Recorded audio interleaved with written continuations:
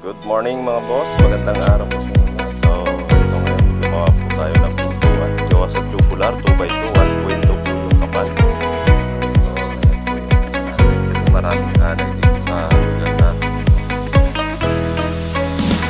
Sabi na rin natin sa graph. Pagdating naman doon sa hamba, i-actual muna ng kami bago maglalagay ng design. Ayos para sa atin.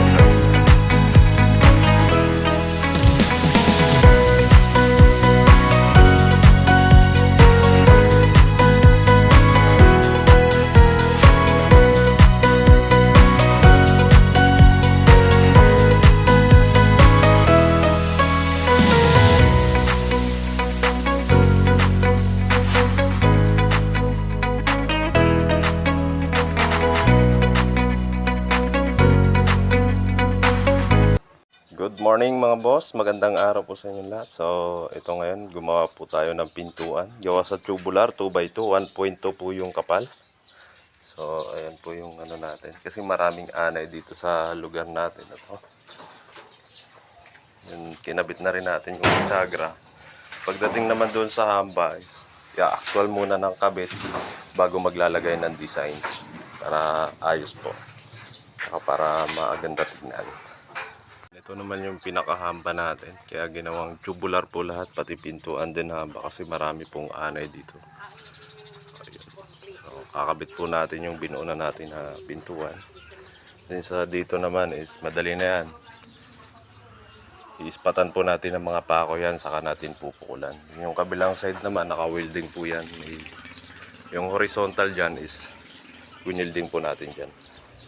Para matibay. Then ito na lang ang patatatagin natin. Pero matigas na po siya kahit wala pa pong semento. Sandutan po yan. DIY na na hamba. Then sabay grills na sa taas. Para naman may ventilation. Sa kusina area po ito.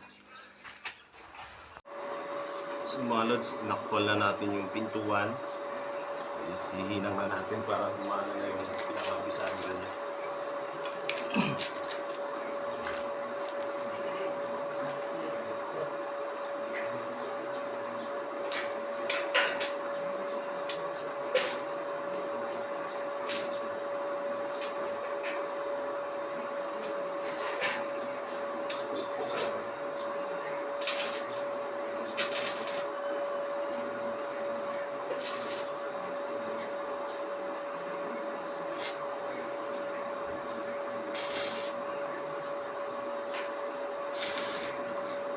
Spot lang mga lods para magkamali na magaling pagdaling. Ayan, natak na natin. Saka natin pakawalan. Yun o. Ayan ha. Suwabe. After few hours is ito na po yung pintuan na ginawa natin. Kaya po dugtong-dugtong yan. Kasi yung tira po nung gate, yun po ginamit natin na plate. Kasi sayang naman pag hindi natin gagamitin. Dinilubog ko bahagya yan nandyan. Para hindi pantay sa mismong 2x2 na tubular. Din yung loob naman, may allowance po yan na media. Para pag nag-double wall tayo ng demedya na plywood, pantay lang din po rito siya. Yan yung mga bisagra natin, nakahinang. Then yung design naman natin is ginaya rin natin yung nasa taas. Ayun o. Ayun. Then yung dito naman, mag-spot po tayo dyan sa mga bisagra. Then magtutornilyo rin po tayo dyan. Yung tornilyo ng bisagra is ilalagay din natin dyan para doble yung kapit. Magaan to kaysa sa kahoy na pintuan. Mas magaan yung tubular. So isang buo lang na tubular na 2x2 to, no? Then may sumobra bagya.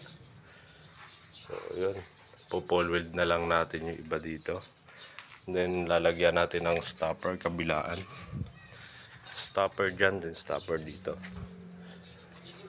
So yan yung mga nagiging kalalabasan niya, no? Pagka sinara natin. Yan.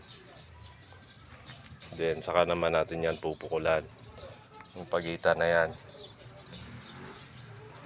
Kaya kung maana yung lugar nyo, ito na yung paraan para sa hindi na kayo makukonsumi sa anay. So, yun lang po.